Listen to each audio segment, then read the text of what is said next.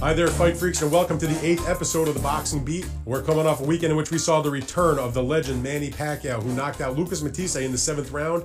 And one of my guests today is LA Times boxing writer Lance Pugmire. He and I will talk a bit about what we saw go down between Manny Pacquiao and Lucas Matthysse in Malaysia.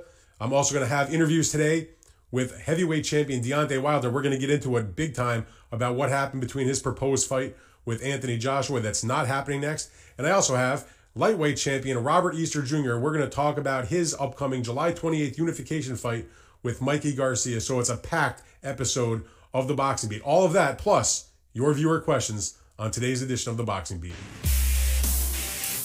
All right, Fight Freaks, I'm pleased to welcome my first guest today to the Boxing Beat, the first ever repeat guest on the Boxing Beat in our brief 8-episode history. It's my good pal, Lance Pugmire, the outstanding boxing writer from the LA Times. Lance, thanks for coming on again. No problem, Dan. Thanks for having me back on. All right, you bet. We got a lot to talk about today, so let's get right into it. I know you and I both watched the Manny Pacquiao fight against Lucas Matthysse Saturday night from Malaysia on ESPN+. It was Manny's first fight in a year. He came back. He got his first knockout since 2009, stopped Matthysse in the 7th round. I thought he looked good, but I know also that he was fighting a guy in front of him that was not what he once was, that hadn't really been the same since like 2015. What do you make of the Pacquiao performance? You know, I thought he looked sharp. I thought he looked good. And yes, I agree that it's not the same Lucas Matthysse as we saw 4 years ago, but I think that Manny deserves credit for the performance that he put on. I thought he was very active. I was looking that he threw around, about 55 punches around. And look, what we've wanted most of all from Manny Pacquiao for a long time is for him to knock someone out, and that's what he accomplished. And he knocked down a guy who, has a secondary belt, but I think is a respected veteran fighter. And, for, I think, all of the concern that maybe, fight fans and us who know the sport had about Manny coming to that fight, it was given where he is, pretty close to 39 years old, a supreme performance for a 38-year-old. Now, do you think, though, that some people might make too much of it because, as we were saying, it's not the Matthysse that we knew from 3 or 4 years ago, that he was a guy that was, at his best at 140 pounds. Now he's going to 147, although he's the same size as Pacquiao. But that he was more of a, that I looked at it like this was perfect matchmaking. Yes, and I agree. And it was funny. What was funny about that is that we didn't really have the top rank involvement. We didn't have Freddie Roach being involved, but it really was the perfect setup for Manny Pacquiao, despite all of this, uncertainty around him before the fight. I think that, look, as I see this result, I say I don't want Manny Pacquiao, or I don't think it would be a smart idea for him to jump in there against Terrence Crawford. Right. But I think, the fight some people want to see against Lomachenko could definitely go down. He definitely gave a pretty strong account of himself. And the fact that he is the bigger man, I think that's up for a good argument, that this guy can hang in with Lomachenko over, the distance. I agree with that. My only question about if the Lomachenko fight does happen, where would it happen? Because it's been well documented that Manny does not want to come and fight in America because of his very deep tax issues that he has here. So I guess they'd have to figure out where they could put the fight. But I agree with you that would be an interesting thing. You brought up Freddie Roach, and I actually wanted to ask you about Freddie in one respect. I read your piece in the LA Times from a few days before the fight about Freddie's gym, and that Freddie really hasn't he doesn't have that many top-name guys anymore in the gym. Pacquiao, it left him. Cotto retired. Jose Ramirez, the young champion, decided to move on to Robert Garcia. It was an excellent piece. I would encourage all the Boxing Beat viewers to go check it out on the LA Times website or buy the hard copy, God forbid. But anyway, it was a good piece, and I thought it was interesting. I had like a sense of sort of sadness as I read that. Do you think, though, that with what's going on with Freddie now, is it just a cyclical thing and that the champions will be back? He still has Machado from Puerto Rico, one of his world title holders, and some good younger fighters. But do you think there'll be a day where the gym is bustling with champions again, or is maybe that time past at this point? Yeah, I think that is an opportunity, and Bob Arum might even said in the story that if we get any good fighter, Freddie would be one of the first phone calls I make. Guy needs a trainer because he obviously has accomplished so much over the years, and I don't know that there's any kind of slippage from Freddie Roach per se. I mean, look, the guy's honestly been distracted a little bit. His mother died 2 days before Christmas last year. That's got to wear on anyone, and I believe that Freddie Roach has the opportunity, like you said, he's got Machado who's fighting Saturday. A win there kind of like underlines, his import. And I believe that even Manny said, I'm not discounting returning to Pacquiao. After this victory with Boo Boy, does he stay aligned with Boo Boy? Does he, want Freddie to earn less money? Maybe, but I think that reunion could take place. There's a big fight next week in your city, in Los Angeles. I'll see you out there next week for the Mikey Garcia Robert Easter lightweight unification fight. I think that's a pretty darn good matchup. Even though it may not be Garcia against Lomachenko or before that Linares, but it's still a very good matchup. Two undefeated champions. Both guys are young, exciting. How do you think that fight goes? I think it's a good test for Mikey Garcia. I mean, when you talk about the height disadvantage and the reach disadvantage that he has, he's got to figure out some things. And I think that while I expect Mikey Garcia to emerge with a victory, I think he can stop this guy inside 10 rounds. Well, I don't know what you think, Dan, but I think that, I could see him figuring it out. But still, you're talking about a guy who, in his best fights in Easter, has looked very sharp and really knows how to box. I think for Mikey Garcia to be able to get a victory here, I think it would be a notch up even what he did against Sergey Lipinets.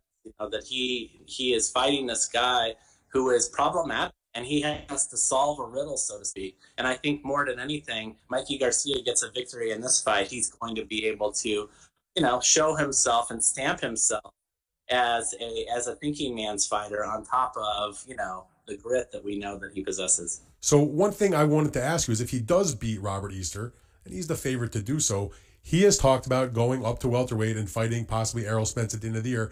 Robert Garcia, his brother and trainer, said on the show a few weeks ago when I asked him about it that was not a fight that he endorsed.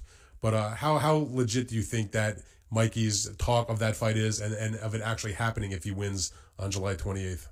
Yeah, I think it starts, Dan, with the idea that at least Mikey Garcia is asking for the fight and pushing for the fight, and it's not even going to happen unless he does that. So is it a little bit wild-eyed? Do we, look at Errol Spence and see him as such a much bigger fighter? Someone was making a colleague of mine, Dylan Hernandez, was talking about, when Chocolatito started moving up in weight.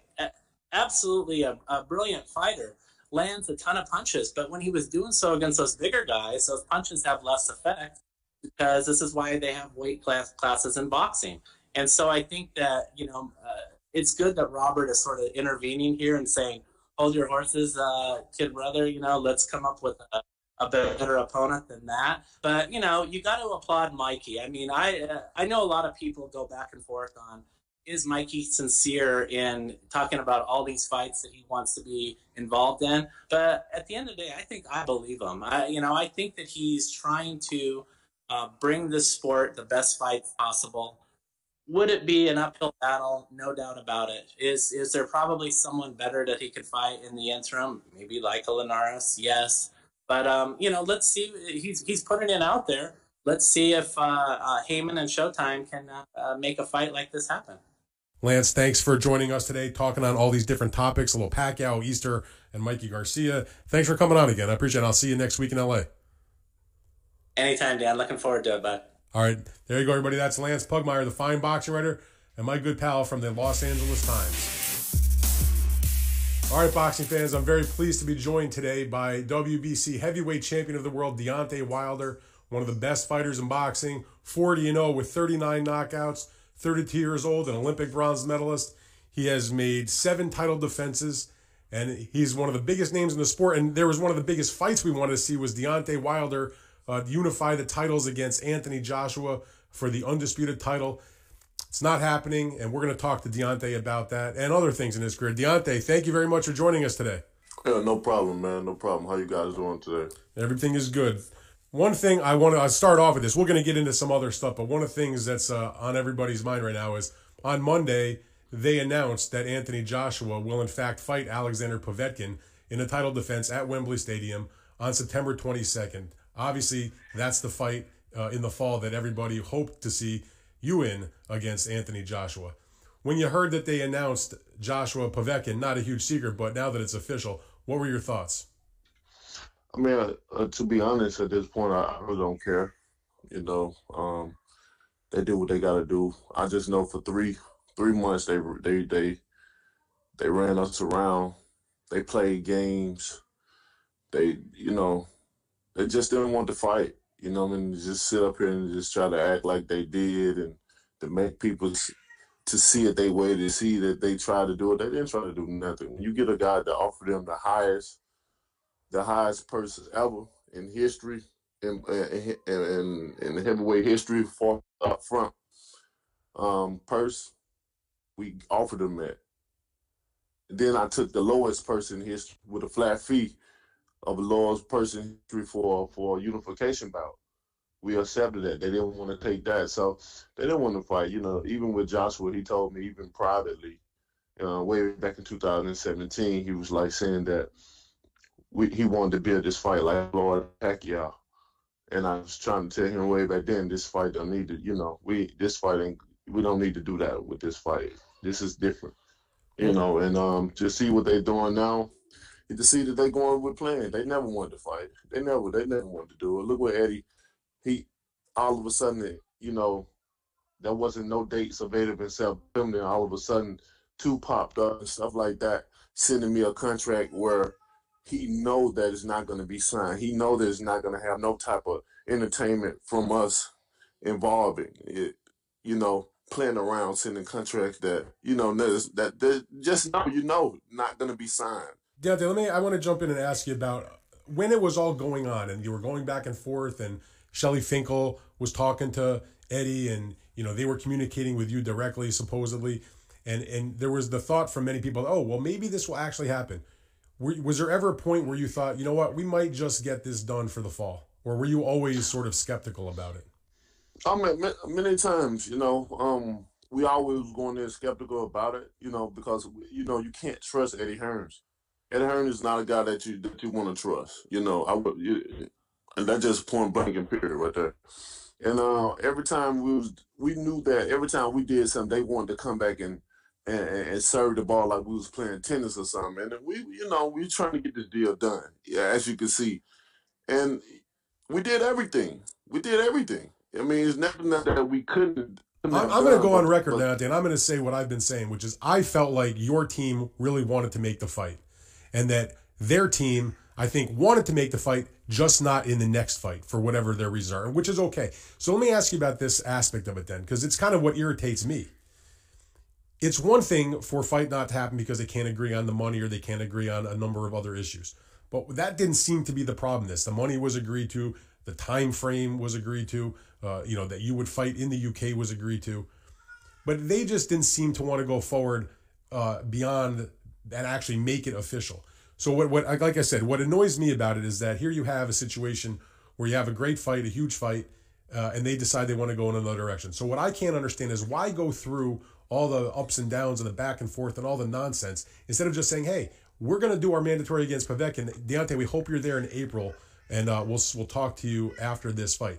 What would you have thought if they did that and they didn't go through all this hypocritical nonsense? Man, that would have been more respectable. We would respect that. I would respect him as a champion and as a person. You're like, look, we're not interested right now. We don't want to fight. And that's all that we was looking for, We wouldn't have went on and done the things that we was doing. We were serious about the fight the whole way through.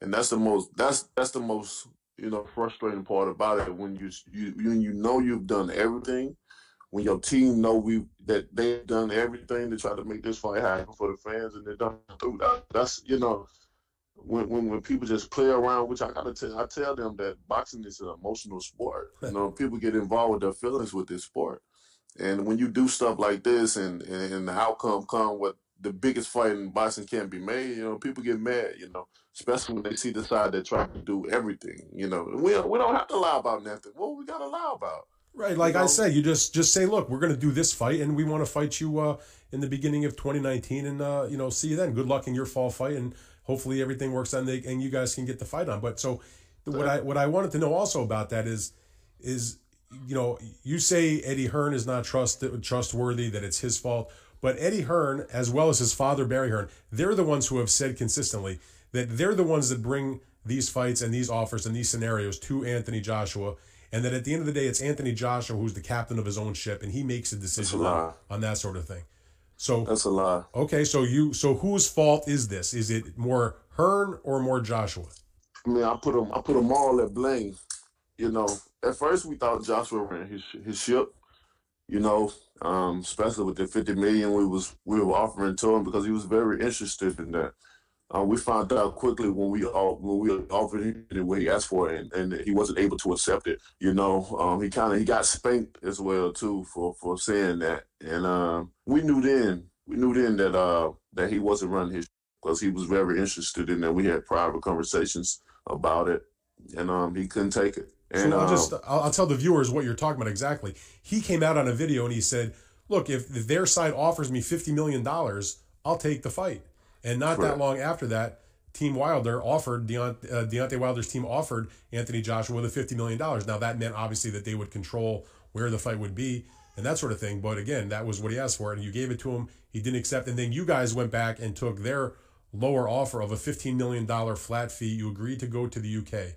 And so I try to figure out how it's Deontay, that some people say it's Deontay Wilder's fault that this fight did not happen when all those things I just said transpired. Can you understand why you get so much hate from people that this is somehow your fault that the fight didn't happen? Well, actually, this situation has been different though. It has been definitely has been a turn in people opinions, especially at seeing this soap opera go on, and you described it how we gave him the 50. That's the main thing. People can't understand how in the world somebody can take $50 million. That's up front with the 50% split. You don't turn it down. This is right. People should have. Let's just say they didn't think this fight was 100. I'll let people know that what really the offer was not just $50 million for Joshua.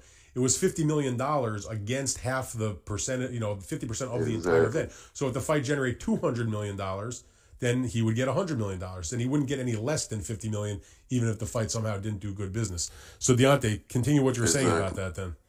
Yeah, exactly. So if the fight were like you were saying, even if the fight wasn't worth $100 million, he already got 50 right there. He already got half of the money right there. That's guaranteed. Who in the world would turn it down, especially as a fighter? But I told Joshua, I said he's gonna regret that, and my words are very powerful. And with them, I think as a team as a whole, they didn't want this fight. As a champion, as I look at champion, I still blame Joshua because that's his team. He worked for them, no matter what. Do you think he doesn't want the fight at all, or he just doesn't want the fight in the fall time frame? I think he wants to fight, but he's looking. He ain't ready. That he's not ready, and it's so many guys have to get to say so. You hear Bear, his trainer Rob McCracken. But I heard a long time ago that Eddie said he's gonna try to avoid me as long as possible until Rob McCracken says Joshua ready to fight me. Eddie said he's gonna try to do everything in his power to avoid me until Rob McCracken, and I believe it.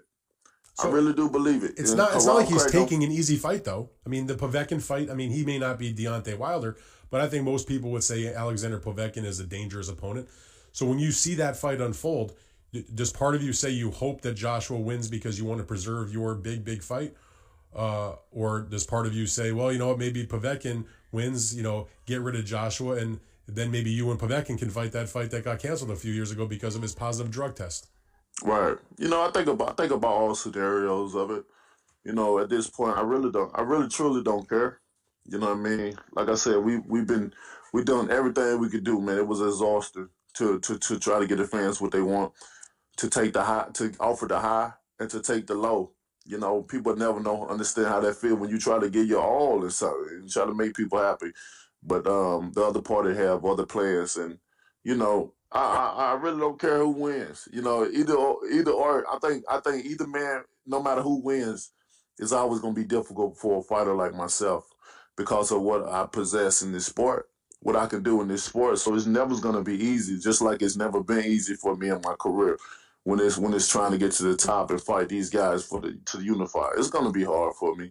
Even with Povetkin, he's not going to just automatically fight me.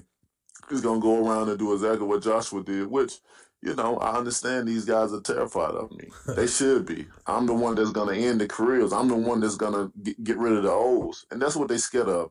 A lot of these guys don't want to see me make it. They don't want to see me on top of a division. They don't want to see me, doing better than everybody. People don't want to see that.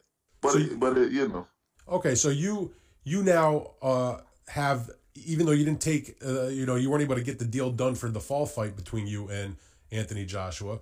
Eddie Hearn has said to me and other reporters and is on the record saying, look, if everything works out for Joshua on September 22nd, we have a date available, April the 13th. This is when he'll fight again, presuming that he wins the fight at Wembley Stadium. They just did a 2-fight deal with the stadium for Joshua's next 2 bouts. And that the deal that they offered you is still on the table. I've obviously read and heard some of your comments that say, you know what, we're not taking that same deal. Can you get involved a little bit in what you mean by that, as far as what it would take then to make that fight for April? Almost up. It's off. Like I said, to put us through all this stuff and to come around and didn't want to fight in the first place, they didn't want to. They know they didn't want to fight. Everything we've been trying to tell people, we got proof. Just like Shelly said, when we make a statement, we state facts with receipts. When Hearns make a statement, it's just his word. You know what I'm saying? He don't have we have all the emails. We have everything to prove everything. All right, That's the thing. So what about that April offer, though? Well, the April offer. Like I said, I ain't taking flat. I'm not taking a flat fee no more. That's it. That's over with. It's done with. Then I don't really care about it. I don't care. I don't care no more, bro. They done took the feeling out. I don't care. I don't care that it's going to be a 50-50 split all the way down. It's not going to be none of this one-sided. No country where you don't have no venue. You don't even have a date on there. They could have been put this April date in there. They could have been put September date in there. They playing around. They didn't even know Canelo was fighting in the September. They didn't know that. They don't know what they doing. If they didn't know that he was fighting on September 15th, they're probably the only ones in boxing that didn't know that. They did not even know. We had to tell them that, and now he trying to come. And they're like, well, now he Canelo them stole our date and all these excuses. See, this is just y'all don't hear it all. Like he's a 37-year-old child, man, playing around with this game and he think it's funny until somebody busts him in the head. They said, but one of the fans gonna be the one doing it because they taking it away from the fans, with all this that they doing. Of course I'm dangerous. They don't want to see this man. They built him up to make him be this such big thing in boxing. But when you finna face the monster of it, when you finna face the real test of the sport, you want to run. You want to make excuses. You want to lie. You want to manipulate. You want to contradict people. And think because everybody know I want to fight. There's no running for what. So with that September date, man, they just put that. They don't want to fight me. The next step that they going with, if they beat Pacquiao, is Dylan White. That's who they want. They want to stay away from me as far as possible. Don't believe none of this stuff that they talking about. They'll be happy when I don't sign that contract. I'm not gonna sign. They can go on ahead and fight Dylan White, who they got planned to fight. They've been had that plan. Now, people want to call me a Deontay Wilder defender. That's fine. I just call it how I see it, and I think anybody that has read me or watched me for any period of time understands that. So I look at your career and I see you signed to go fight Povetkin in Russia in a mandatory fight. It wasn't your fault that he tested positive for drugs and the fight was canceled. I saw and was there when you took on the fight against King Kong Ortiz, an optional defense that you did not have to take against an undefeated guy that was considered, other than maybe Joshua, the most dangerous guy in the weight class at that moment.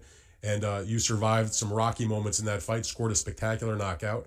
And so with that victory behind you and all the stuff that happened with Povetkin, why do you think people think that you're not looking to fight the best guys? I can't understand it. It's crazy. I've been picked to be that one that people just don't like. Maybe because of my attitude I bring. I don't have strings on me. I don't have a filter. I speak my piece. Maybe because it's because of my darker skin. I'm not politically correct. See, nobody can control me. And they call me one. Yeah, it's all that come and play with it. But I'm a real champion. I'm a true champion. And these guys, and then these fighters, they ought to be ashamed of themselves to call themselves the best, to say them the best, and they don't want to they don't want to challenge themselves and see who's the best. That's all I ever wanted to do, and that's all in this sport is to prove I am the best. If majority of the people said this fighter was the best, then hey, Deontay was up for the test. And as you can see, I fight with broken hands. I fight with torn biceps. You know, I fight with dislocated shoulders. I'll fight you anywhere. I'll fight you anytime, any condition.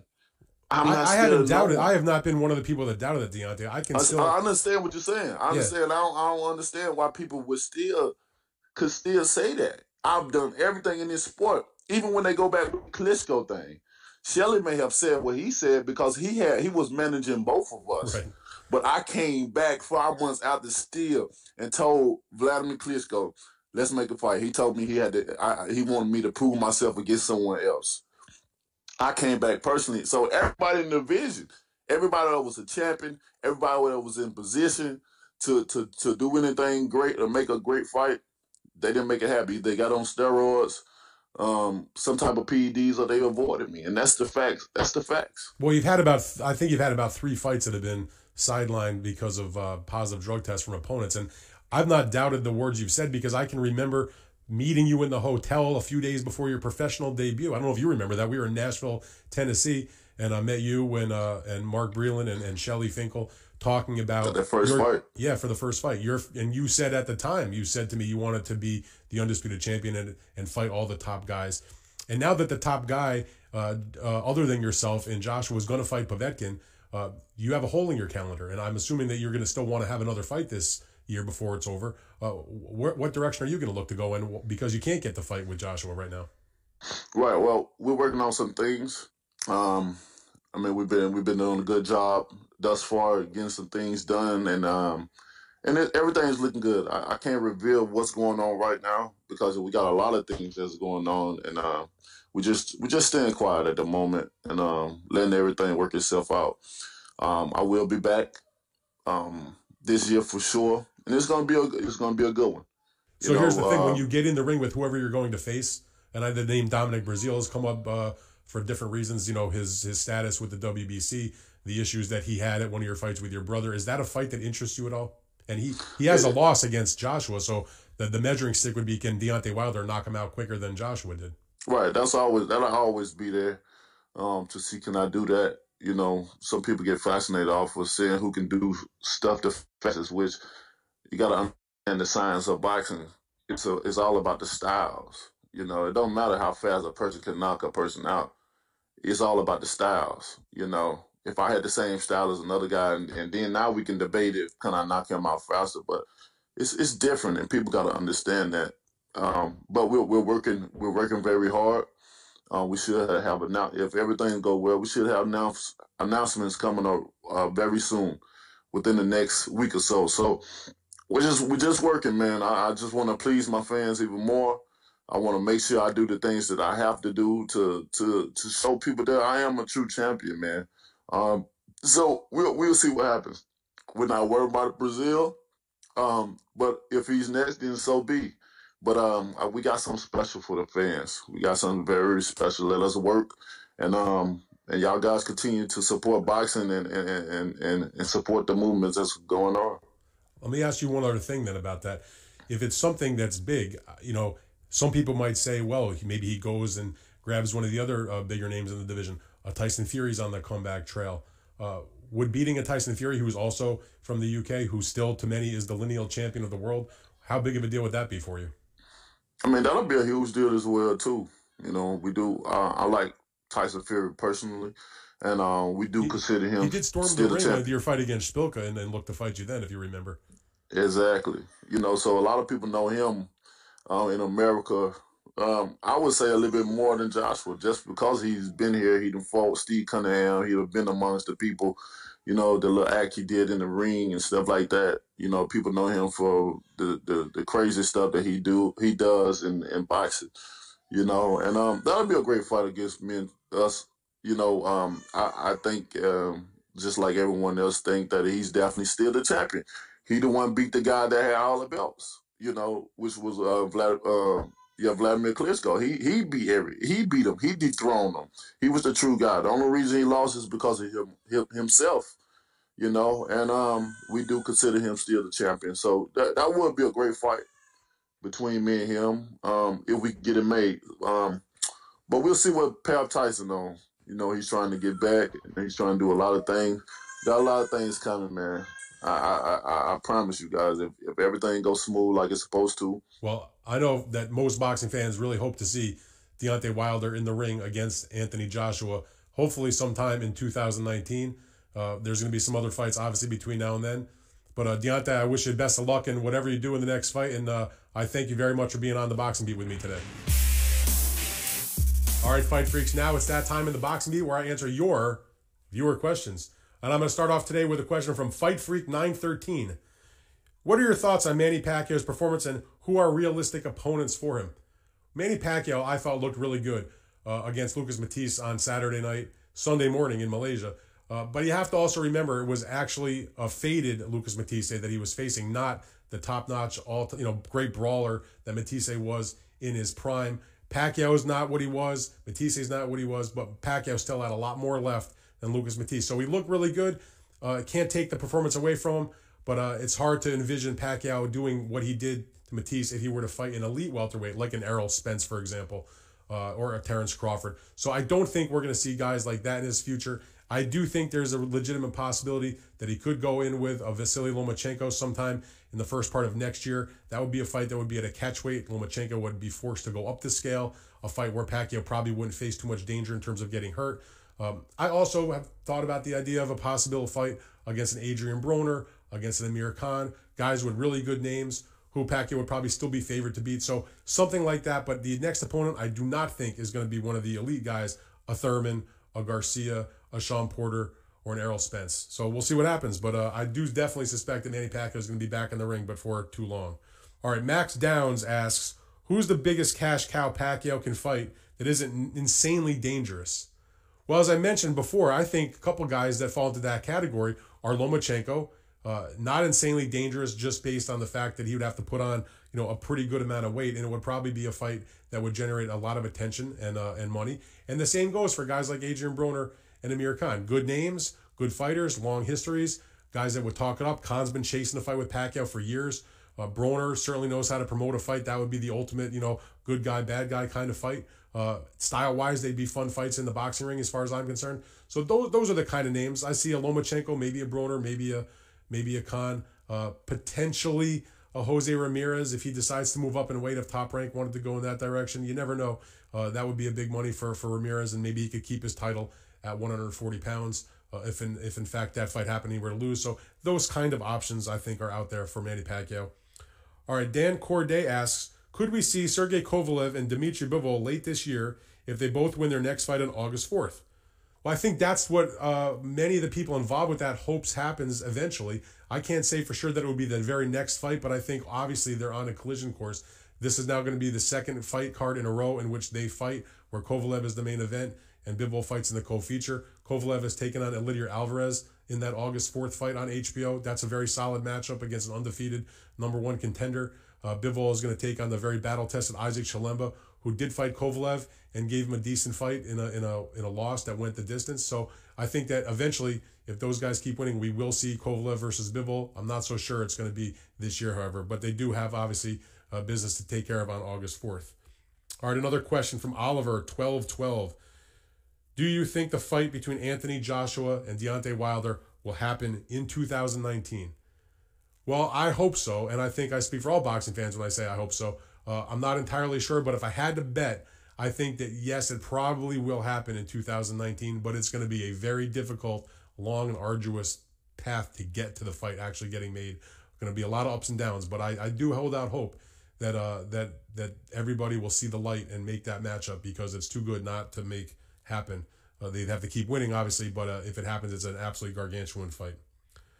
All right, now I have a question from Kagu Mosoyo. He says, do you think any of the lightweight champions will give Teofimo Lopez a shot?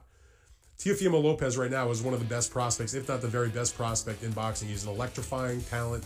He's got a great personality. He's got a big amateur background. He's only 20 years old. He is one to watch for sure. and I think he's going to do some damage in the lightweight division.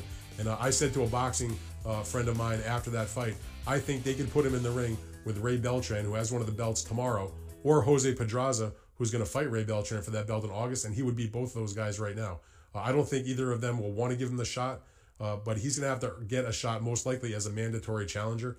The other guys in that weight class that have belts are Mikey Garcia and Robert Easter. They're fighting each other. They fight on different sides of the street. I don't see either of those fights happening. So I don't think any champion in the lightweight division is going to just give him a shot right off the bat. He's probably not quite ready, though, to be honest. I mean, yes, I think he would beat some of the lesser guys with belts, but he probably needs a bit more seasoning. But we're going to see Teofimo Lopez, as he calls it, the takeover. I think he's coming to take over the lightweight division in the not-too-distant future. All right, Fight Freaks, those are your questions. I hope I answered your questions, and we'll look for more of them in the next edition of The Boxing Beat. All right, Fight Freaks, I'm now glad to bring in my next guest. It's the IBF lightweight world champion, Robert Easter Jr. He's 21-0 with 14 knockouts, and he's got a big fight coming up on July 28th on Showtime at the Staples Center in Los Angeles, California. He is going to fight a unification fight against fellow undefeated champion, Mikey Garcia. Robert, welcome to the show. Thanks for joining me, my man. I appreciate it. Thanks for having me. You got it. Now, you're down in Florida right now at the camp with Kevin Cunningham, right? Correct. All right, so this is your first fight with Kevin as your trainer? Yes. Coach Kev and my father, Robert Easter Sr., is also my trainer. Right, no, that I knew, but I'm wondering what led you to make the little switch from having Mike Stafford as your longtime trainer to now working with Kevin Cunningham, who's got a great reputation, obviously, but now you're down there working with him also. A different focus. You know, I've been training these last two fights back at home. Plenty of distractions. Being back at home, being too comfortable, and Coach Kev welcomed me into this program with open arms. You know, this is a big fight, different focus. So I chose to go out of town and just focus on boxing and myself. So it's been good for you to get away from Toledo last few weeks. What kind of distraction? When you talk about distractions, I hear fighters say that sometimes. What's a distraction in Toledo, Ohio, getting ready for a fight for Robert Easter? That's not the same when you go down to South Florida and train with Kevin. You know, being close to family and friends. You know, a lot of friends and families, you know, they got access to the gym. They come up there. It's open to the public. So, you know, things like that. And then, you know, other things when I get out the gym, just driving around, females, you know. I kind of figured you were going to say that one. Yeah. All right, so this fight with Mikey, I mean, this is a fight that you kind of campaigned for. You would mention his name at other fights. You were at his previous fight when he fought Lipinets and won the title at 140 pounds. Said you hoped he'd come back down to 135 to fight you, to unify these titles. What made you think that he would fight you? Because he was talking about a lot of other fights. He was talking about maybe Linares and Lomachenko before they made their fight. What was it about you that you thought he would actually get in the ring with you? You know, he mentioned that he would come back down to 135 and unify the titles, and at that time, Linares and Lomachenko just fought. You know, so that was kind of out of the question, and you know, I was the only one left. So, were you confident that he would fight you, or he would perhaps stay at 140, or look for somebody else at 135? At first, I thought he'd prolong it, and you know, come up with an excuse and skip over, but you know, he accepted it, and you know, here we have it. All right, Robert, going into this fight, a lot of people see you as a pretty big underdog. Do you think that that's fair? I see you smiling there when I say that. Do you think that you are a big underdog, or if not, why do you think people make you such an underdog? Because you are undefeated, you are taller than he is, you are longer than he is, you had a good amateur background, you're younger than he is. I mean, you have a lot going for yourself in this fight. You know, I just see it as people, when he fought AB, you know, he beat AB, you know, they all know AB is my big brother, but, you know, we all know the true AB. AB didn't fight like himself that fight.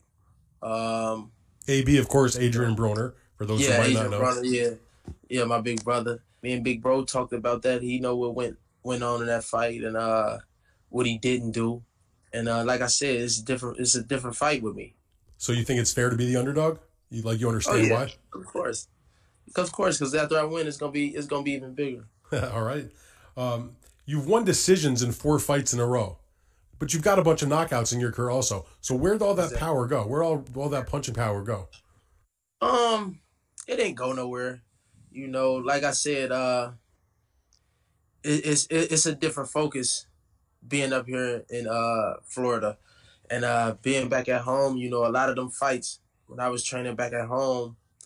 You know, I was going in a fight just off talent and just going in there trying to knock opponents out. You know, instead of just sticking to a game plan, letting the knockout come to me. A lot of those fights after I won my title, you know, I was just thinking, oh, I got power, so and all these other guys, they don't have the skills as me, so I'm just going there and just one punch and knock them out. You know, things like that. You know, and it made me fight out my game plan. Hey, listen, when I was at your fight against Argenis Mendez, and you know, I had been following your career. You were undefeated. You were one of the best prospects around at that point. In that fight, that was the fight right before you won your world title. You scored a sensational knockout. You caught him with a right hand. You know, I thought I was watching the next coming at Chico Corrales. I think I told you that on that night. I mean, it was a short punch. You're a tall, lightweight, and you just put him away. If you can land that kind of shot on Mikey Garcia, what happens to him? You know what happens to him. You seen what happened when I hit Comey with a right hand. Like I said, the power hasn't went nowhere. You know, I just got to stick to my game plan. Now, you mentioned Richard Comey. That was a very tough fight. You won your title, split decision, but it was a really exciting, very fan-friendly fight. You've shown in that fight that you can really get through some tough times when it gets tough late in a fight. Oh, yeah. Do you think that you're going to need that kind of experience to draw on against a fighter of Mikey's caliber? He's undefeated. People have him pound for pound. He's won titles, 4 weight classes. I mean, he's the best guy you've ever faced, I think. Like I said, you know, styles make fights. You know, Richard Comey and Mikey Garcia don't fight nothing alike. You know, that's why, you know, I feel like this is going to be easy for me. You know, it's not a wild fight. You think Mikey Garcia is going to be easy for you? Of course. Of course. Like easy. Like when you say easy, like knockout or a decision that's one-sided? Either way, you know, either way, I'm going to win this fight. You know, like I said, you can't. My boxing abilities and his, I'm too tall, I'm too fast, you know, and I got power, you know. So when I apply those things along with, you know, my game plan and being patient, then I can't be beat. What do you think about the people that rate Mikey among the top few pound for pound? Never really hear Robert Easter mentioned there. You haven't had the kind of wins necessarily that Mikey's had thus far, so not that Mikey doesn't deserve that. But what do you think about where Mikey is right now in the sport? The opponents that he faced, you know, the people that he beat, you know, put him up there. You know, the fights that he had, you know, he did a great job, and you know, as you see, he got opponents out of there, and he boxed them beautifully. Now, in your last fight in January against Javier Fortuna, you know, Robert, you didn't look that good. It was a split decision. Some people thought maybe Fortuna deserved to get the win. Granted, he didn't make the weight, so maybe had a little bit of an advantage in that sense. Do you think that performance is one of the reasons why people may say Mikey Garcia is the favorite in this fight? Yeah, of course. They may say that, but you know, I don't dawn upon the past and past fights, because if that's the case, you know, I'll still be talking about knockouts I had. You know, out of all them fights that I had, you know, I learned from them and I move on. No matter what happened, I learned from him. I move on. You know, it's not a fight that I watched recently, because I know the next time I step in the ring ever, I got to be better than I was. So I don't even watch my recent fights. You know what I'm saying? I take what I learned from it, and then we move on and we train even harder. And like I said, it's a different focus this fight, and I got to just go in there and stick to my game plan instead of trying to knock people out. All right, so if all goes well, on July 28th, you will emerge with 2 of the world titles in the lightweight division. Of course, the number 1 lightweight, considered by most people, is now Vasily Lomachenko, who won the title that he has against Linares by knockout in March, or rather in May, I should say, and is considered by many people to be pound for pound number 1. Should you win the fight against Mikey, what do you want to do? Do you want to further unify the titles at lightweight, maybe try to get a fight with him or somebody else? Or do you have aspirations like we've talked about? You're a tall, big guy for this weight class. do you have aspirations to go to 140 pounds and keep winning more titles? Of course, I want to win all the belts in this weight class, in this weight division. But you know, it depends on what's the best move. When I sit down and talk to my management, you know, my team, we're gonna see what's the best move. But of course, I want to win all the titles in my weight division. You know what I'm saying? But if there's better fights out there, then I can take those too. But I definitely want to win all them titles. And what about the move eventually to 140? Is that something on your mind down the road? Of course that is. You know, I'm a tall guy. I got a big body frame. You know, I can range anywhere from 140 to 147, maybe 154. All right, so you said you're definitely winning the fight against Garcia on July 28th. How do you think you're going to win the fight on July 28th? I can't tell you how I'm gonna win. Oh, come on, tell me.